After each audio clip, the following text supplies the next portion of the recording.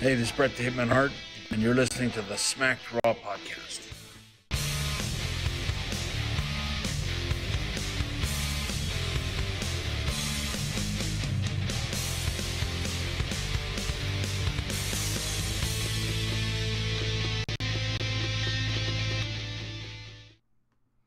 Welcome everyone to the Smack Raw podcast, the exclusive wrestling recap podcast for Wrestling News World. Check them out for all your wrestling news, rumors, fun articles. Great people over there. They have amazing articles. Go check them out. They do wrestling predictions. They do live commentary on the show. And obviously, we are your Smack Raw podcast table for three. I'm your host, SES Vince. I got my man, my brother Jay Thunder, joining me back on NXT. How's it going, my man? What's up, man? What's going on? It's good to be back. I'm happy to be on a NXT Takeover recap. Yes, man. Hey, man, we had to save you for one of those big events. You are our Brock Lesnar of the podcast, so we had to make sure big moments, big pay-per-view. Got to bring back Jay Thunder. You know how we do, man.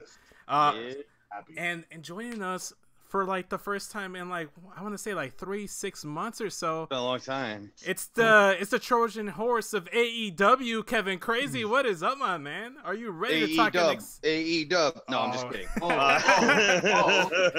Nah, man, I'm stoked. This show was fucking awesome. Like it was top to bottom, was super good.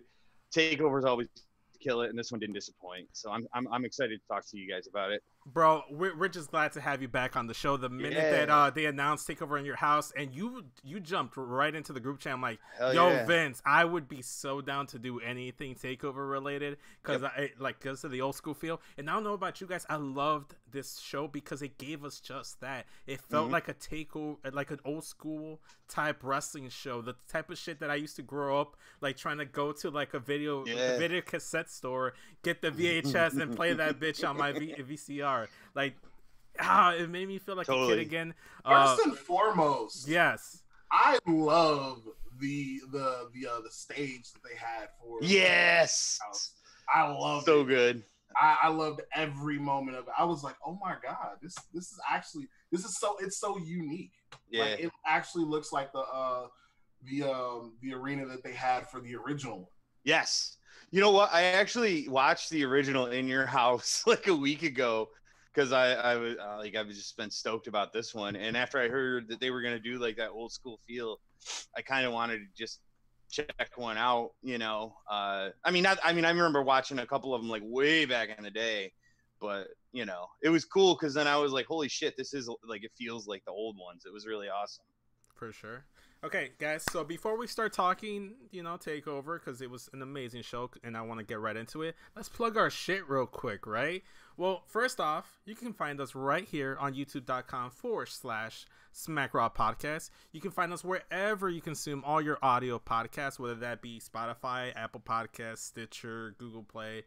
You can use our link tree /SmackRawPod. Make sure to follow us on Twitter @SmackRawPod. And obviously, if you're watching the YouTube version of this, you can see our Twitter handles right here on the overlay right there. You can check us out. So if you're looking for Jay Thunder 2009, that's me right here. And then obviously, you can find this beautiful man right here at Kevin Crazy 316. Yes. Go ahead. And just check out our social medias. Obviously, I'm at SES. Well, Vince, you didn't tell them about yourself. Like, you can find Mr. Suave Vince over here at SCS. I feel good, man. I feel good. Like, honestly, like I think this is the freshest I've ever looked for any of the wrestling podcasts we've ever done. So if where did you go? I gotta know. Where did you go? Was it a date?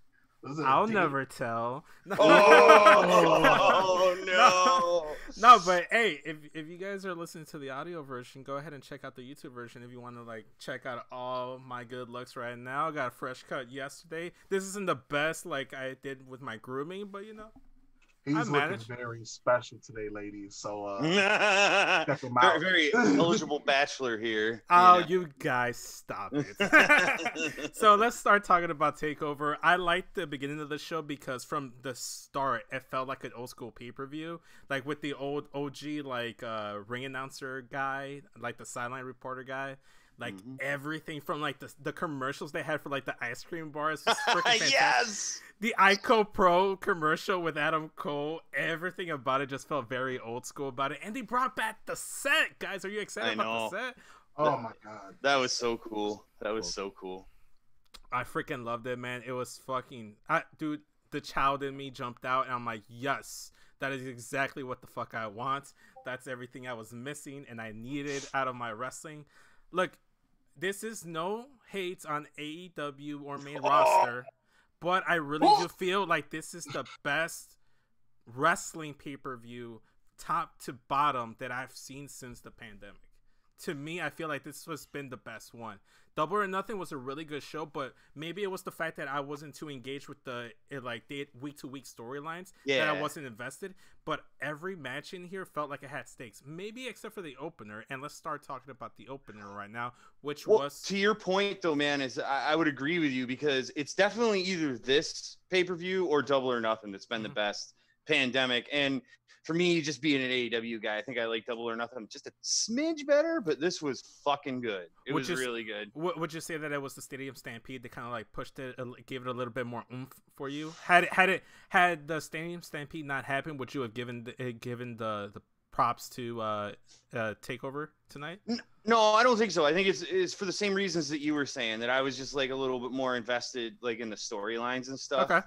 For AEW, not that there was anything wrong with NXT. It's just like, I just didn't feel like the weight of all the matches quite as much as I did, for Double or Nothing. That's all. For sure. Well, I mean, that's only because of the fact that you've been more focused on AEW, so it's like it happens. Yeah. No, that's all I'm saying. Like, no, this was a great pay-per-view. Don't get me wrong. I mean, this is like saying, I don't know, that something really good was not. I don't know. They were both fucking awesome. Shut up. You know what it was? You know what it was? One was AEW was a beautiful, delicious cheeseburger, and NXT Takeover was like a taco buffet, like a 5 taco plate.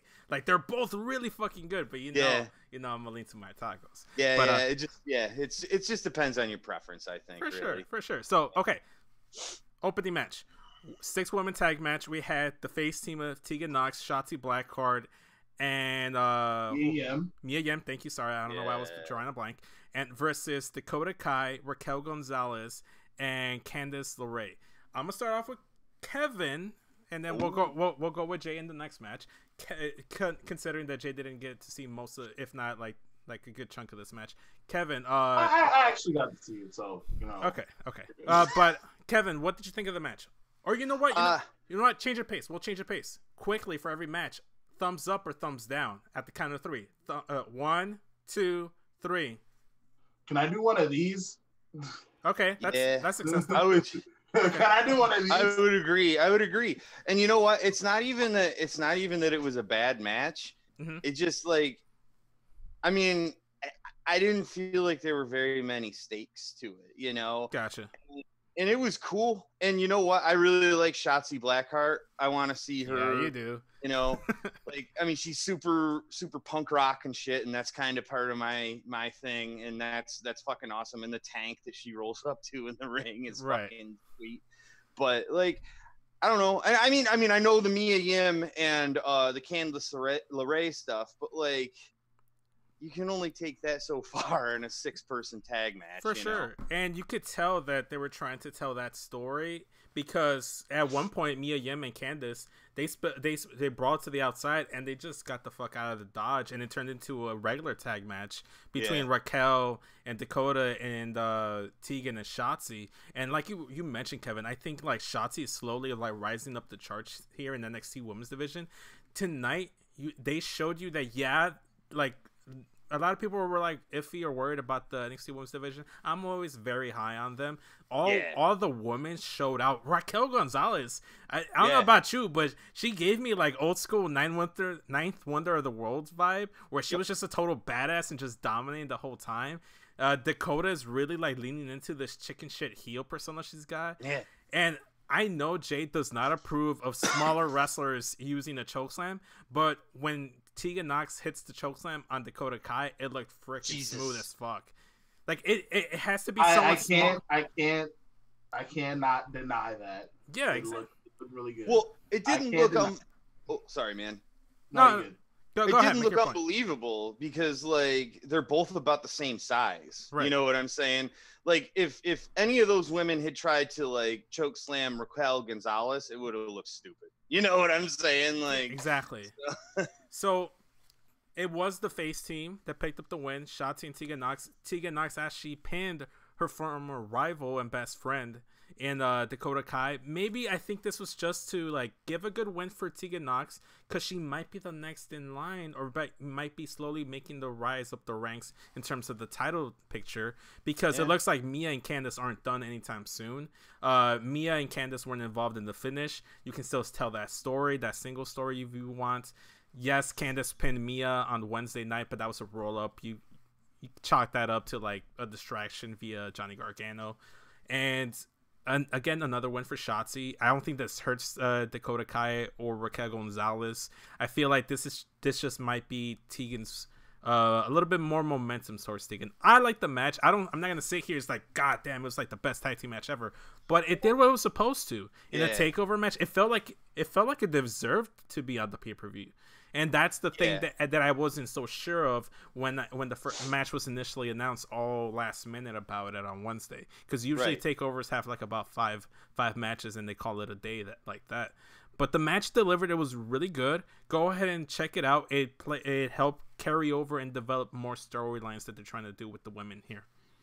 Yeah, that's what I was gonna say. Is it might not have been the best match on the card, but I think it was probably some of the best storytelling and like planting some seeds for later on, you know, which is important, you know what I mean? So like you said, I mean, it did what it was supposed to do. So that's awesome. You know? 100%. So let's move on, and we're gonna talk about Finn Balor versus Damian Priest. And quickly before we start talking about the match, guys, 1, 2 at the count of 3, we're gonna do a thumbs up, thumbs down, or in between. And also say it verbally for the audio listeners so they know exactly where you guys stand. So 1, 2, 3, thumbs up. Thumbs up. All right, we all got thumbs up. Jay actually gave it a 2 thumbs up. Jay, what did you most like about this match? One of the things that I loved about the match was just the pure striking of everything that was going on.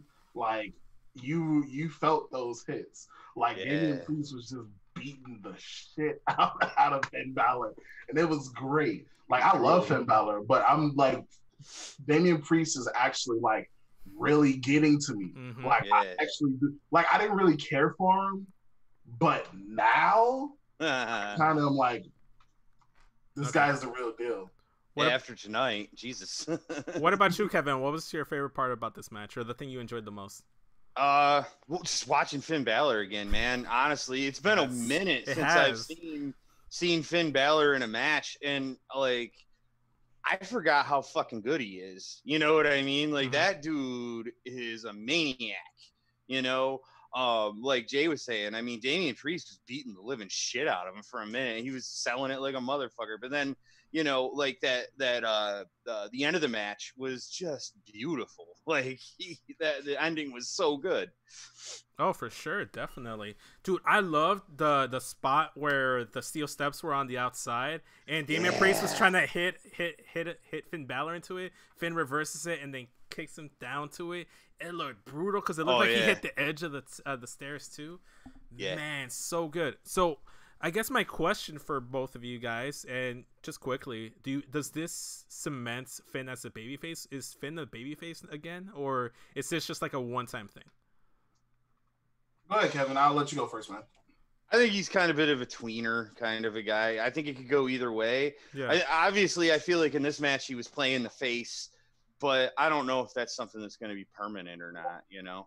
Yeah, because one thing that I saw a lot of people point out to me on Twitter was the fact that when he's a babyface, he finished the matches with the coup de grace like he did tonight, and when he's a heel, he finishes with a 1916. So that's a good point. That was a fair point. What about you, Jay? Like, is Finn a face now for sure, or is he just a tweener? Well, you know, I don't mean to like kind of like agree with it's Kevin okay. on this one. It's okay. Like, But- it's a good thing to agree with Kevin, because Kevin's mostly right on a lot of things, and he's a great guy. So if you're gonna agree with someone, you should agree with Kevin. Fucking right. Fucking.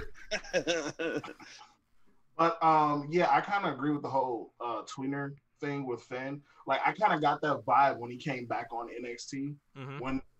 When he came on the scene, I kind of got that he wasn't gonna be, this heel, because everyone was still cheering him. Everyone was still cheering him. Everyone was still just kind of like loving Finn. So it was like, okay, well, Finn's about to be this lone wolf character, where he's kind of like, oh, he's gonna do whatever he wants to do. Yeah. So For sure. that's where I feel like he's gonna be. That's where he's at. Like like an anti-hero kind of a role. Yeah, he could be like how AJ was in TNA that one time. When he was like emo AJ with like the bangs and then the jacket. Oh Jesus. Yes, I'm for it, man. I'm cool with that. So, like we mentioned, Finn Balor does get the win with the coup de grace.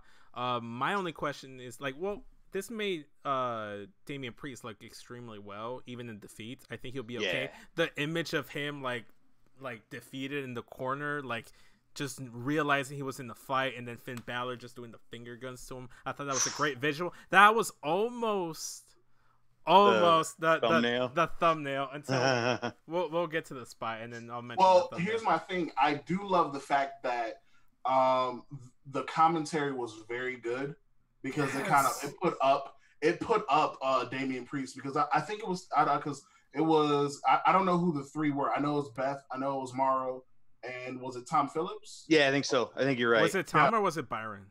Well, it didn't. Oh, I don't know. I'm almost positive it was Tom Phillips. I thought it was Tom Phillips. It didn't sound like Byron, but Yeah. Either way, it was pretty good, because they kind of put Damian Priest up to, oh hey, this was a loss, but this was a lesson for him.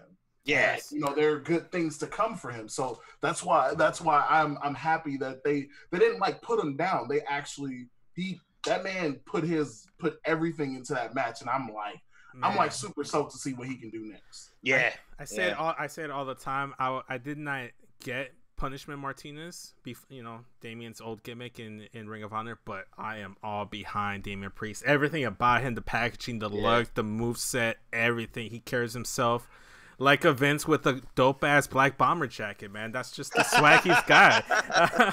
But to move along here, fuck, I think I lost my train of thought for a second. Move along here. It's okay. Deep breaths, man. Deep breaths. It happens when you put yourself over like that. No, it's okay. It's okay. When you look at Suave and Vince as Vince, you can't. For sure. So, I guess my biggest question here is this the best version of Finn we've seen? Not the most successful in terms of accomplishments in WWE. Is this the best version of Finn we've seen thus far? Absolutely. Absolutely, 110%. Because it's not a. I feel like this is a character for him that like works. This is something that works perfectly. Like it's not him. I don't get me wrong. I'm loving the Balor Club for everyone, but I feel like that was just marketing. Yeah, Like that was just marketing. Like him right now is for him.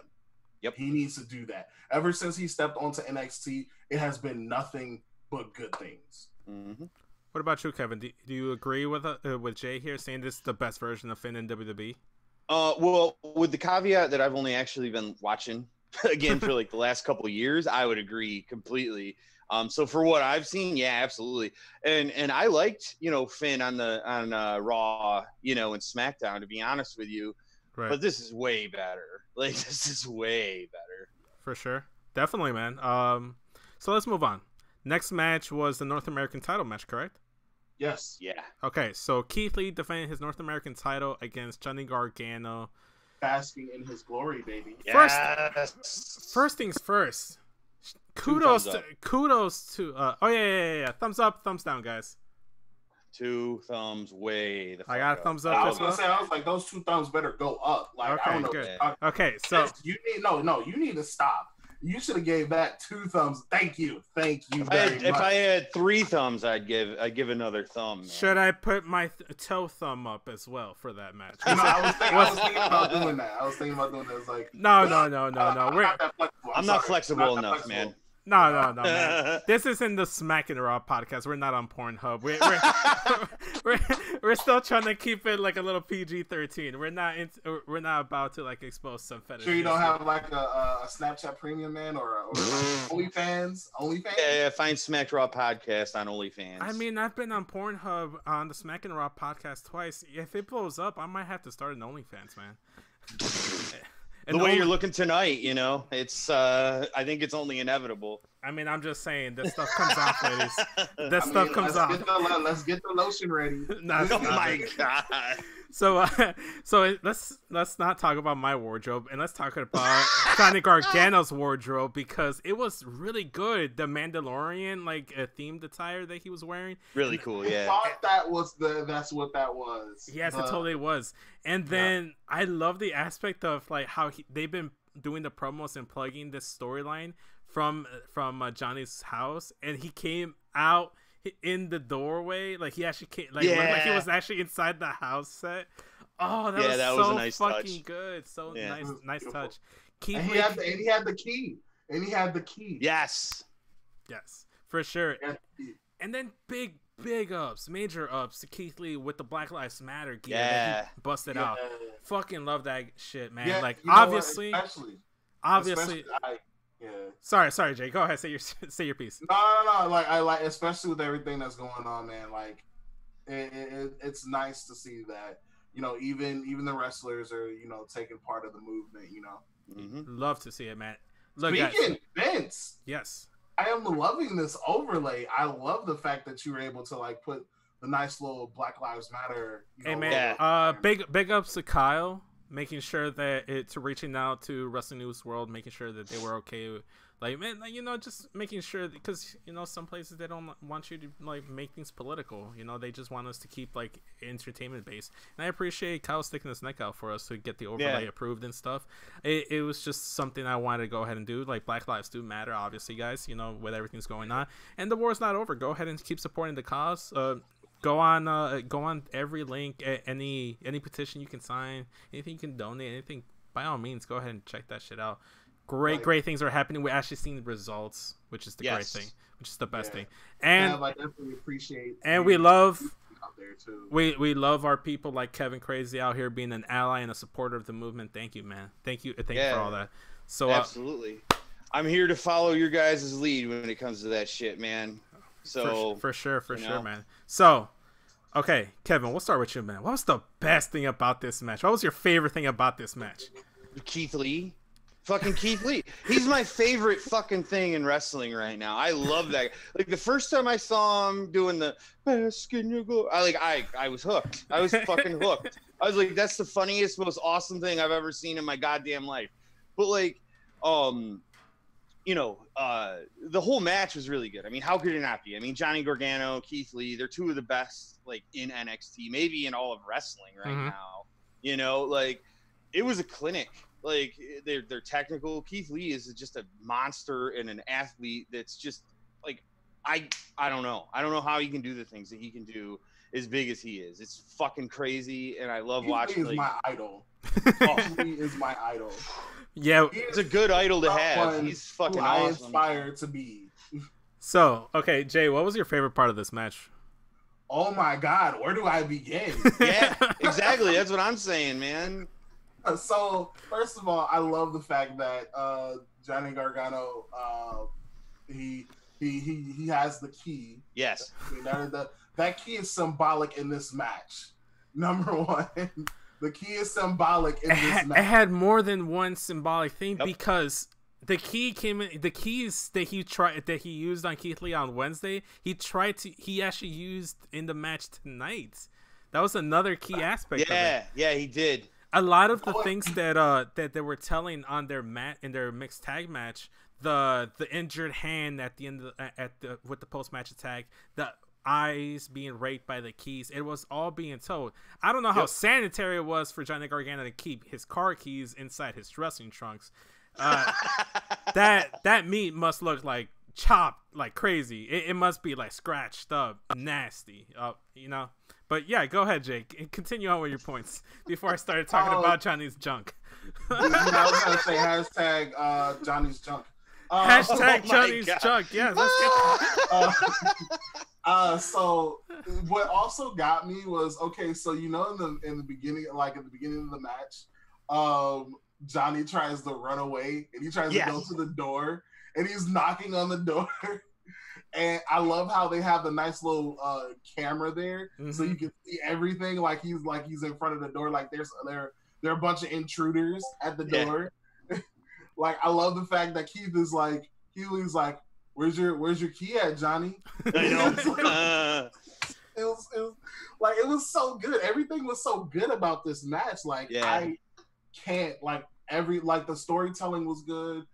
Everything was just beautiful. Like I can't. The wrestling transitions just were flawless. There were a lot of like near falls. There were a lot of points in this match, especially when Johnny hits the one final beat. You figured new champ. Yeah. And Keith Lee just fucking kicked out like the beautiful beast that he is. Well, I thought he was gonna be the new champ for some other reasons, but some other reasons, but hey, well, that's for another time. So. For sure. Was this the best match of the night, or do you think that was the main event? It's between those two for sure. It's up. For me, it was almost the best match of the night. I was like, see, I called it. I knew this match was going to be the best match of the night. But then the main event happened. Yeah. We'll talk about the main event, but I feel like the main event was the best match. Here's my thing.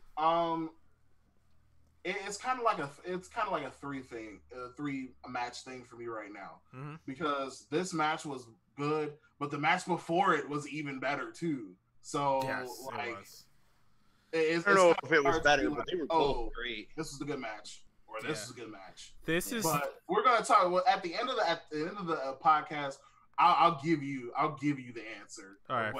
Because we still got to get through the main event, bro. For sure. So I think my favorite moment of the match was when Keith Lee just pounced Johnny Gargano through the plexiglass and just killed Johnny Gargano. It was freaking amazing.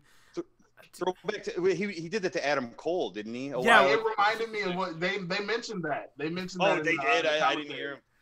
Yeah, but for Adam Cole, they did that to Adam Cole, but it was into the crowd, into fans, so there were people to catch his fall. There was nobody to embrace that. No. He went through plexiglass. He just freaking hit the concrete. Poor Johnny Gargano had his ass whooped. And I love this because towards the end, it did look like they were going to go with the same finish in their mixed tag match on the Wednesday, where the key and then gets to roll up and stuff. I thought he was gonna. I actually thought with that key, I thought he was gonna win. I honestly thought. So did I. So Keith's able to weather that out, and he does hit the spirit bomb. You thinking that's it? 1, 2, 3. Yeah. He says, "Nah, I am not done with you." Picks him up, hits him with a second spirit bomb. Keeps him engaged, bridges him up. Looks like he was gonna hit him with a third one. Switches it up so he can hit the Big Bang Catastrophe, which used to be called the Big Bang Attack. I'm mad that they changed it. Imagine saying that to a Dragon Ball Z fan. He hit the Spirit Bomb and then the Big Bang Attack. That's just rip right there. Game over, murder right there. I was sitting there. I was like, why did they change that? Yeah, it's dumb. Like me being such a Vegeta fan, like I'm just like, why? Are you, do this? Kevin? I don't think I know this about you, but are you a DBZ guy? Not like really. I mean, a lot of my friends were, so like I kind of have an idea of what was going on, but it wasn't really my thing. But I mean, I don't have a problem with it. But you get the references, right? Yeah. Okay, cool. At least Kevin gets the references. Okay, cool.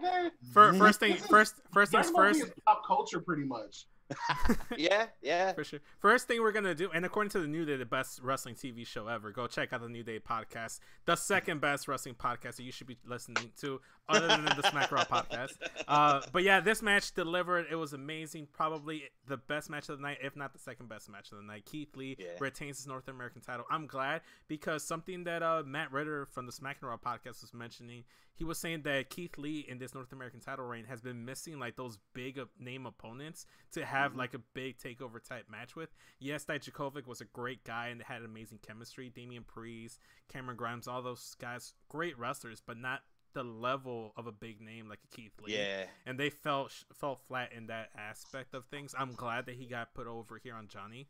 Maybe they could do something here just like they did with John Cena when he was the U.S. champion, goes after the WWE title with JBL, then he loses it in the midst of him trying to go after the WWE title, and then eventually gets it. So that could be something they do. Yeah. They could have Keith Lee go after the NXT title, and then he loses it along the way in his pursuit of the NXT title. And that's exactly where we're going next. We're talking about the Backlot Brawl, or Fast and Furious 10, because there was a lot of cars. There's a lot of cars here. So the best way I can describe this match was the Johnny. Well, it wasn't. No, you know what? Let's say it was Fast and Furious on like apple juice. Because it sure wasn't, because I didn't see anything. The only thing that I saw that was cool was the fact that fucking Velveteen came in a fucking Lambo, which was dope. What about the monster truck? Adam Cole's Undisputed Era monster truck. You weren't fucking with that? No, I loved it. I just, it wasn't fast. The Lambo was cooler though. The Lambo was like super cool. What about the Uber lady? What about that was hilarious. The Uber lady was dope though. That was like, she's like hashtag Uber lady. Like that is like the best part. Bro, when she rolled up, did anyone order an Uber? That shit was fucking. I love on both of their faces. Like, what? So for those of you guys that didn't watch it first, what is wrong with you? Go check it out. And what is wrong with you? How are you listening to this podcast and haven't watched Takeover in your house? Number two, the best way I can describe this is Fast and Furious meets Johnny Gargano versus Tommaso Ciampa, One Final Beat, meets John Cena versus Eddie Guerrero Parking Lot Brawl back in 2003. I don't know if you ever remember watching that or ever seen clips of that, where John Cena has like a Patriots jersey and Eddie Guerrero is in like a cut off jean short or whatever. Yeah, I remember that. Yeah. So it, like, I don't know if you've seen that, Kevin, back in the day, but it was so dope. Go check it out. Look it up on the network. John Cena versus Eddie Guerrero Parking Lot Brawl. Exactly the same. It was legit like a bunch of cars circling the wrestlers, just like you would see in like a old Here Comes the Pain kind of game. Yeah. And then they would wrestle. They would be fighting in there. The only difference is they included a ring here. So okay.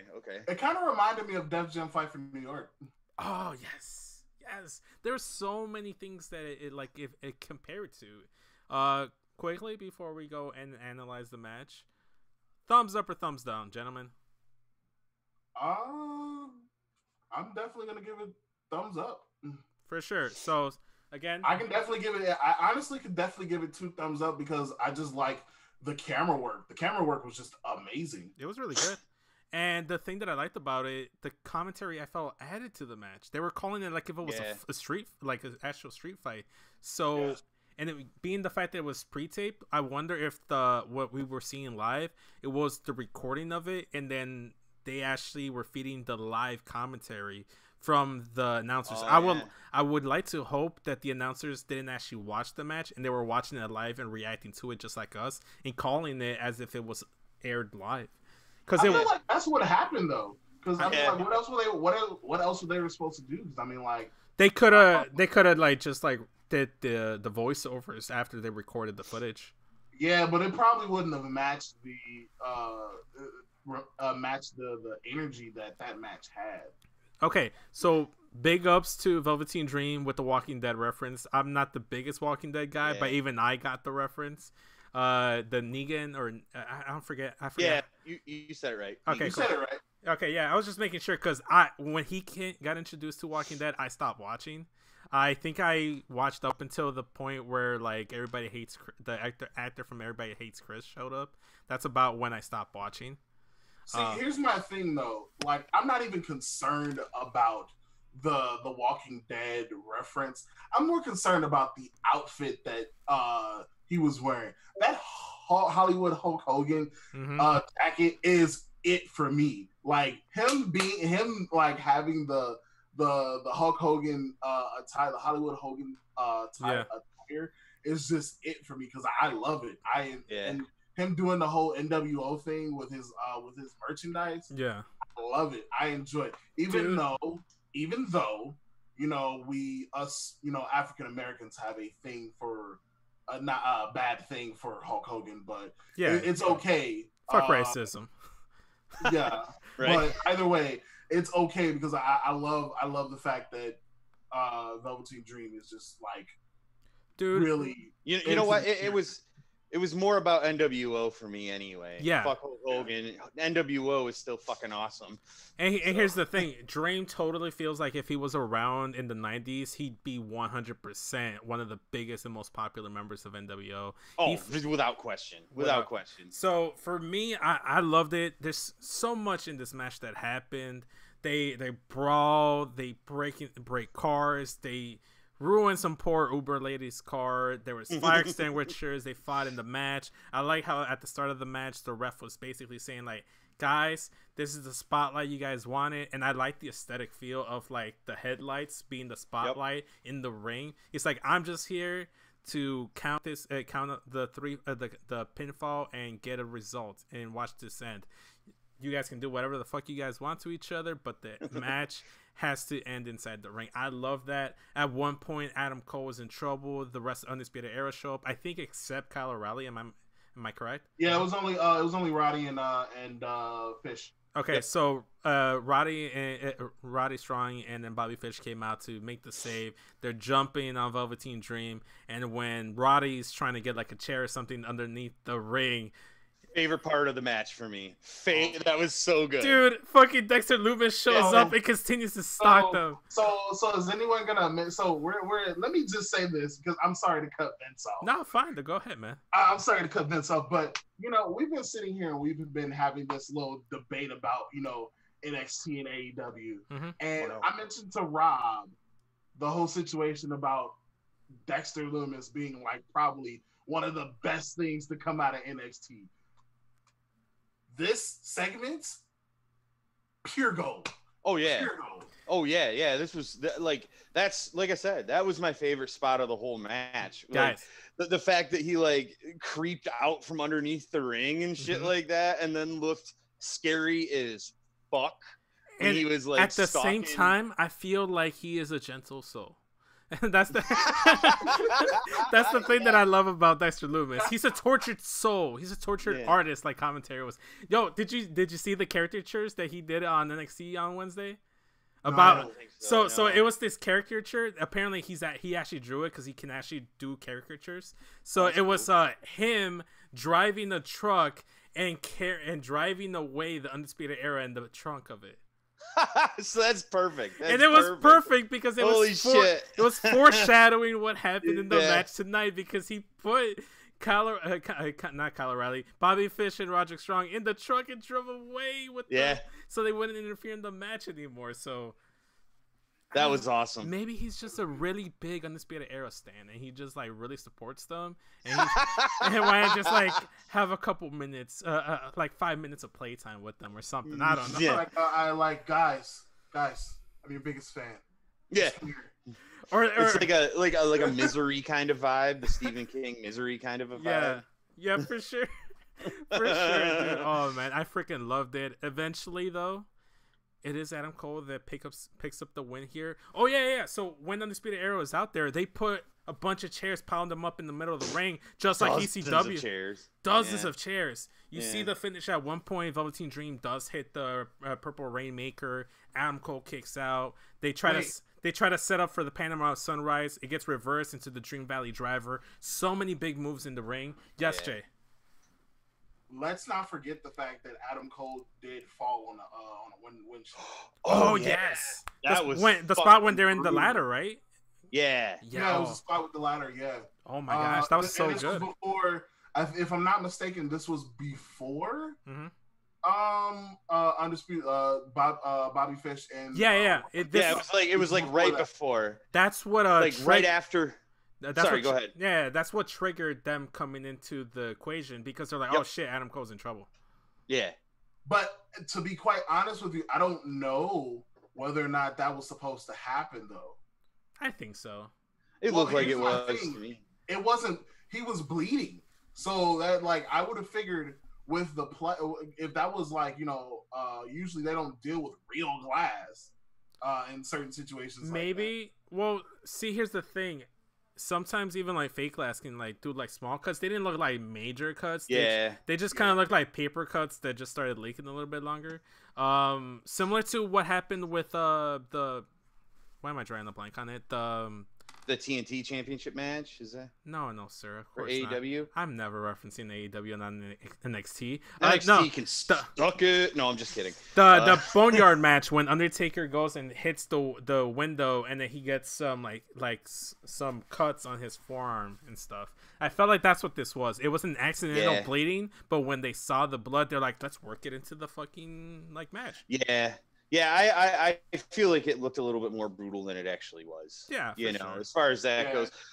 Don't get me wrong, it was still fucking brutal, but the bleeding, it looked like, man, it was like when he fell, I was like, whoa. Oh yeah. I popped. Sure. I was like, Jesus Christ, man. That was the moment where I was like, if Adam Cole retains the belt, that's why. He deserves it for that fucking spot. And you know what? I feel like he did deserve it. Dream, I'm sorry, my man. You got hit with that Panama Sunrise into the mountain pile of chairs. Mm-hmm. 1, 2, 3. When I saw that spot, dude, when they did that spot, I was like, yes, he deserved to win. Yeah. You hit that move, you deserve to fucking win. Especially after the Purple Rainmaker and the Dream Valley Driver kicking out of that and then hitting the Panama Sunrise. Yeah. I just felt like he should have hit him on the chairs. But. Yeah, for sure. Dream? Oh, yeah, 100%. Okay, so obviously, based on the implications that were set before this match, Velveteen Dream can no longer challenge for the NXT title so long as Adam Cole is champion. I knew the fact that they mentioned him being 1 year in on his reign, I knew he wasn't going to drop it because they weren't going to mention it. He hasn't had that big defining moment. Every time he's about to get a cool takeover match, something happens, the pandemic or shit gets canceled or someone gets injured. And I like Dream, but I think it should be Keith Lee or Finn Balor to take the title off of him. Yeah, I agree. But I feel like he should have at least, because Velveteen Dream's been champion how many times? 0. He's only won the North American title once. Yeah. And it's just unless my sources are wrong, or my sources is just my Twitter timeline, by the way. But if my sources are wrong, it looks like Dream might be going up to Raw or SmackDown, or given we're not gonna touch on it, because we're not TMZ or actual news sources. But maybe the allegations, maybe they're just hey, man, we're just going to try to play off this storyline because we've already started it. Once this is over, we'll bring you back once everything gets straightened out. Or we don't know, man. There's could be some stuff happening back. I just kind of hope that, with all of this stuff that's going on, it would just be bad to just get rid of someone who's just Velveteen is an amazing. He is. Yeah. But I will preface this by saying if he's not guilty, then obviously he needs to be back. But if he is guilty, gotta kind of have to cut ties. If he is guilty, I mean, I think what he was alleged to have done trumps basically everything else. Unfortunately, absolutely, exactly. So let's move on from that touchy subject and let's talk about Karrion Kross versus Tommaso Ciampa. Look, shout out to TC from Young Kings of Wrestling. He called it. He said this was going to be John Cena versus Brock Lesnar SummerSlam, where Suplex City started. Brock Lesnar dominates the majority of the match. Oh, dude, guess what? I was thinking the exact same thing. As soon as I saw him hit that that suplex, I was like, oh shit, this is a Brock Lesnar match. And it felt like that because he kept suplexing him, just destroying him. One thing I will say, a lot of people were saying that they were concerned about the aesthetic, given that the set would be a little goofy, and then Killer Cross is more like serious, like killer kind of character, no pun intended. And I thought they did a great thing by like making the background set black and white and keeping the color out of it. Obviously, when you do his entrance, it's already in black and white until they get to the ring and they start doing the fall and pray stuff. One of the best entrances in all of wrestling right now. It's so fucking good. Did you guys see that his theme song is available on Spotify now? No, that's cool though. It is. That's cool. It is. So I kind of felt it was going to go the way it did with Karrion Kross getting the win. It was a very quick win for Karrion Kross, but Ciampa still put him over. I feel like this is what he should be doing at this point. You're like the godfather of NXT at this point. Put over some of the younger guys. You similar to like Undertaker, Shawn Michaels. I said that on predictions. Like back in the day in the 2000s, Undertaker wasn't winning every single time the title, but when he needed to step up and be the top champion, he stepped up. And same thing with Shawn Michaels back in the day. So he doesn't necessarily have to be in the title program every time. And it'll be fine. He could just say, oh, well, he wasn't anticipating Karrion Kross to be this much dominant. And then next time he'll be a little bit more ready. So quickly, before we go and dissect the match a little bit more, quickly, guys, thumbs up, thumbs down. I'm going up on this one. Thumbs down. Jay. Okay, let's start with Kevin since you're the negative one here. Well, why are you thumbs down on the match?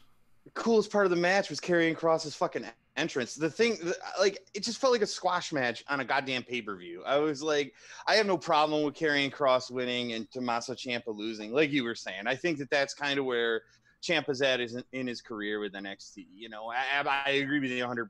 Karrion Kross is just starting off. You know, they need to make him look strong. I think that at a pay-per-view like this, it's especially debut, would have been a really good time to have like just a really like hard-hitting like 10-minute, 15-minute match between those guys. I think it's still delivered on the hard-hitting part, but it was relatively quick. Yeah, and Ciampa didn't get much offense. I mean, it wasn't none, but it was like obviously like he hit like his finish, like a Willow's Bell and stuff like. So he got more offense than John Cena did on Brock Lesnar. Well, I have not watched that match, to be honest with you, so I don't know. Yeah. Kevin, get off the podcast and go watch the match, man. Jay, why are you in between? You know what? Because I felt like it was a Brock Lesnar match, which number one, if you've noticed anything about me, I'm not really the biggest fan of these Brock Lesnar enhancement matches. Yeah. So, but I did like the fact that, Tommaso Ciampa was able to, get some type of offense in. So that it made it at least a little bit better. Okay. That he was able to actually like do something. And it wasn't just him getting suplexed and thrown all over the goddamn place. Right. Yeah. For sure. So, like I said, it's kind of it's a teeter. I can't give it a good thumbs up because like they didn't really do much, and except for the fact that I did like the fact that whatever that submission he does have, I do like that. The cross jacket. It's pretty much the Coquina clutch, but yeah. You know what? Go ahead, Kevin. Sorry, if that was like just that match was just like on a normal weekly episode of NXT, I would have been about it. But like, this is a fucking pay-per-view, man. Like, you know what I'm saying? Like, yeah. Okay. That's probably the one match that literally I was kind of like, eh. Yeah. So I'd probably watch the women's match over that. Okay, so the six women. This is one thing I'm gonna say about it. Obviously, I was the only one between the three of us to give it a thumbs up because I thought it did everything it was supposed to and accomplished everything you needed to in the spot it was supposed to be in. It was right before the main event, who you could argue was the best match of the night. If this match went any bit longer, that match doesn't get more time and allows it to shine. And if it's a really dope ass match, you're probably gassed by the time you get to, because you have. What happened before this? You have Finn, Damian Priest, solid. You step it up to the next level with Johnny Gargano and Keith Lee. Then you're like, oh my gosh, that was such a good match. Then you go into the Backlog Brawl, which was a different experience in of its own. The fact that this match, what it was, allowed you to like get your momentum down, your adrenaline down a little bit, and you're like, damn, you're just like taken aback by the fact that Tommaso Ciampa can't figure out carrying cross, and he is the beast that he's been booked at and portrayed as ever since his debut. And then you get to the main event. By this point, you're ready for round 2. You're getting your second win. It's kind of like when you get like a quick quickie with your girl, and then you get you guys already finished. You sit down, you cuddle for like a couple minutes. I'm like, all right, round 2, let's go. That's what that's what this match did. You know, I think I just been hanging around Matt too much. I think this is why all the sex references are coming from. But I mean, but it's okay though. I'm actually enjoying these references. This is the first time that I've actually like been in a podcast with you, and you're making these references. Well, to be fair, I just make these references on my personal time. So if you want to get to know me personally, go ahead and hit up my Twitter at SES. We can get to know each other there. But going back to the match, I thought it did everything it was supposed to do. It was like just a breather match, let the crowd breathe, and shout out to the crowd. It was fantastic. It was amazing. Everything about it was so good. So I'm with this match. The best way I can compare it, and I'm going to take it back to the comics or even cartoons, if you remember, when Bane showed up as Batman's villain. Up until this point, Batman's able to figure out just about everybody, just like Tommaso Ciampa in NXT. Now Bane steps up, and what happens in his first meeting? Batman gets his back broken, and he gets defeated by Bane. He has to come back, reanalyze, and reassess the situation, and figure out a way to beat this guy. And I think that's what this is. He is the Bane to Ciampa's Batman. No, I totally agree. I feel like that you save the crescendo for it, for a takeover. You don't start it at a takeover. That's all I was trying to say. Yeah, no, I get you, and that's a fair point. But a lot of criticism the takeovers have had that it's like one single speed from start to finish. No, that's also true, and that's the thing is I kind of have come to like expect that from takeovers, to be honest. So maybe it was just like, well, they did kind of tap the brakes a little. I can't believe they did that, you know. So maybe that's true. Maybe if this was on main roster pay-per-view, you'd been like, you would have been a little bit more okay with it because you're accustomed to seeing that on like a Raw or SmackDown. Yeah. All right. So yeah, main event, main course, the main dish. We got my girl Io Shirai versus Rhea Ripley versus the current NXT Women's Champion Charlotte Flair, which, by the way, she wore black. New change of pace. I freaking loved it. She looked fantastic. Thumbs up or thumbs down, gentlemen? Ooh, I can't get my thumbs up fast enough for this one either. Jay, thumbs up or thumbs down? Come on, man. We all know you're going up. I kind of wish I had more thumbs. Looking for more thumbs. He's looking for more thumbs. How about about 10? We'll do the Ty Dillinger 10 count. Jay, we'll start with you, man. What was your favorite part of this match, or what did you most like about it? Are you gonna ask me what my favorite? That jump off the freaking house was the favorite part. What are you talking about? Dope. That was so dope. What about you, Kevin? What was your favorite part? Was it the dive? I absolutely, yeah, it was that. I mean, Jesus, you knew at some point throughout the night somebody was going to jump off that goddamn house too, and nobody had at that point. Right. And fucking when Io Shirai got hit through that window, I was like, yo, bitch is going to jump off that house, and it is going to be so crazy. And it was awesome. I didn't pop any harder for anything else that happened throughout the whole night, honestly. Honestly, I probably popped a little bit harder for it. Say what? I saw Charlotte throw her in there, and I was like, no. Yeah. No. Dude, everything about this match, it had so many near falls, so many points in the match where I'm like, damn, Rhea won this match. Damn, Charlotte won that match. Damn, Io won this match. There were counter after counter. There was a couple of times where the timing wasn't 100% there, and they probably needed some work on that. But it's fine. It's fine. Yeah. The riptide on at the top rope. That's what got me. Yeah, that was badass too. And the fact that commentary is like, this is how she beat Shayna for the title. Yep. And I'm like, oh shit, they're right. This could be it. Yeah. When fucking I think it was Charlotte about to beat Rhea, and then Io comes in and breaks the count. So many rope breaks from the other opponent. Like, yep. Freaking. But I think the biggest part was that moonsault from the figure 8. That was like, I didn't expect her to, do that. Like, it came out of nowhere. Yeah. I thought she was going to hit it on Charlotte because I would see a lot of people saying that the one way that this match could end, watch it be Charlotte in the figure 8, and as she has her in the figure 8, she's going to get hit with the moonsault and she's going to get pinned. And Ashley, if you remember, that's actually how she lost the tag match against the Kabuki Warriors, where she had Asuka in the figure 8, and then Kairi came in with the insane elbow and hit her. So that would have been a nice little nod to her former tag partner and best friend, Kairi Sane. But it wasn't that. She hit the moonsault onto Rhea Ripley, and goddamn, I hope Rhea's okay, because it looked like she took a knee to the goddamn noggin, dude. Yeah. It looked vicious. It looked brutal. And the fact that... think about if she would have hit it on Charlotte, though. That would have been horrible. Yeah, because she was, like, doing that bridge shit at the time, too. Like, it could... Yeah.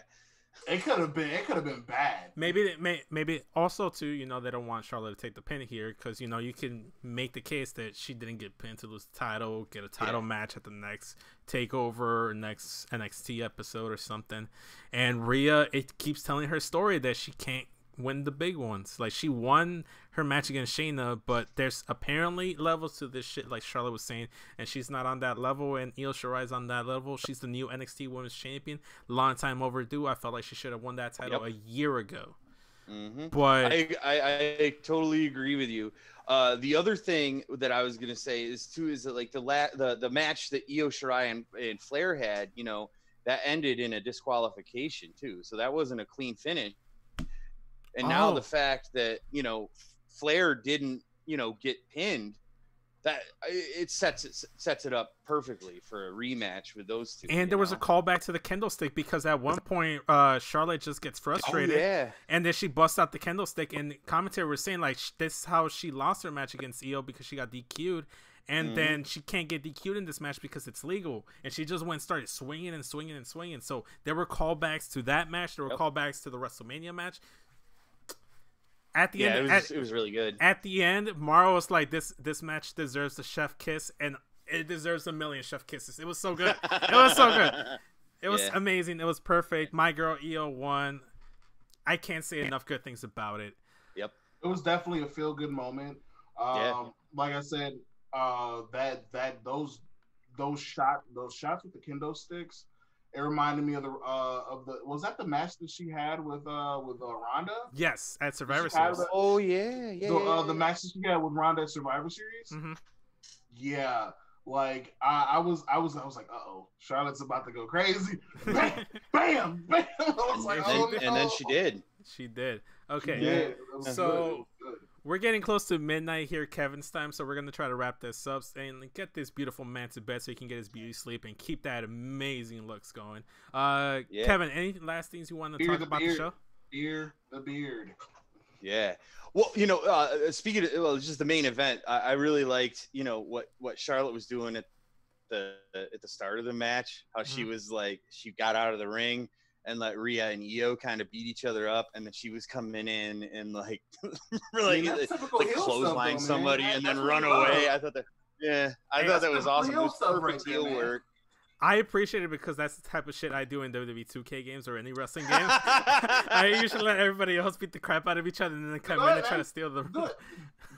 What about you, Jay? Any last thing you want to bring up about the show, the match, anything? I enjoyed every moment of this show. Like I have no good I don't have words to actually describe how good this show was. Like, NXT Takeover has not disappointed ever since I've started watching it. So for sure. But I will end it. I will end with this. I will end it with a joke. I'll end it with a joke.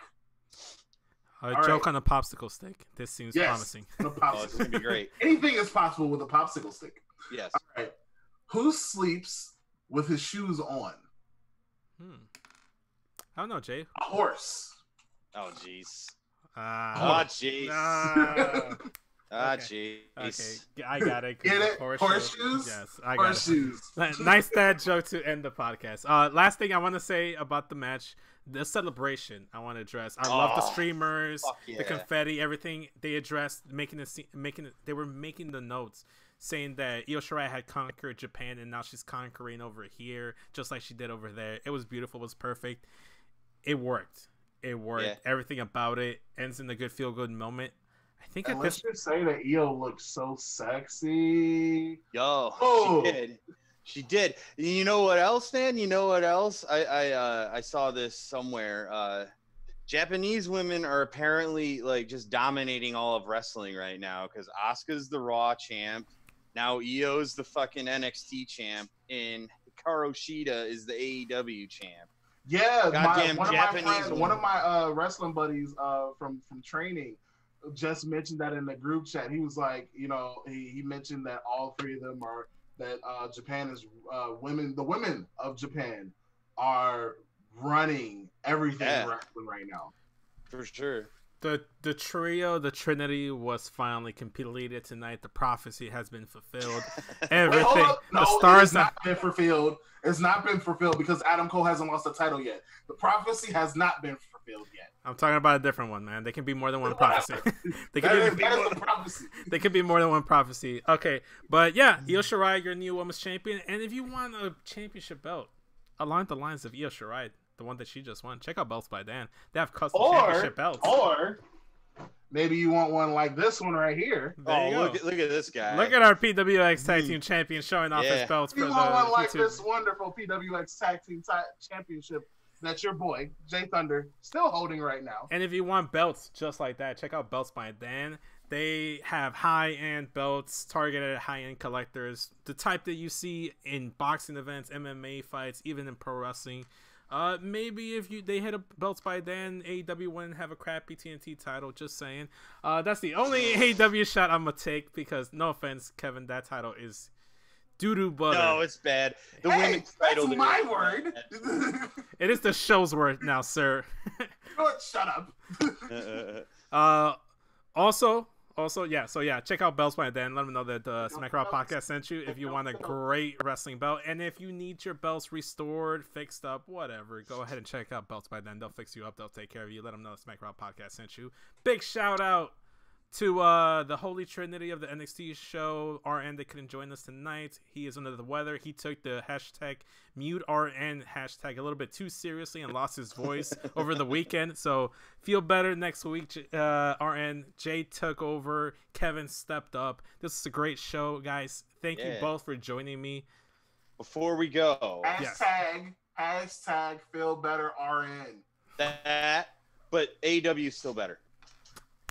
Anyway, we're about to mute Kevin real quick so we can sign off on the podcast. Hashtag mute Kevin.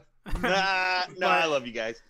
But anyways, guys, this has been the Smack Raw podcast. This is our In Your House review show. Go ahead and check it out. Download this wherever you consume all your audio podcasts. Go ahead, give it a thumbs up on YouTube. Subscribe. Turn on the bell notifications so you know when the next and latest Smack Raw podcast episode drops.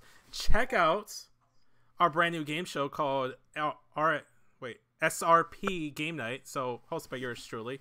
I'll be your game host show. Wrestling will be coming soon. Coming real soon. It'll be coming back. It took a mid-season break. Two episodes. One episode break. Yeah, 2 episodes in.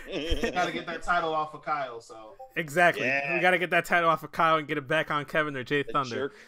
But that's goddamn right we do. But thank you guys for joining us. Check out our Discord. Check out our Facebook. Check out our Twitters. All our stuff in the description down below. Comment. Let us know what was your favorite match of the night. Again, hashtag sexy Vince. Hashtag Smack NXT. Use the hashtag Smack NXT if you want to get a shout out on the show. Y'all, yes. All right. AEW is still better. We'll catch you guys next week for more NXT recap. Thank y'all. Later. Deuces.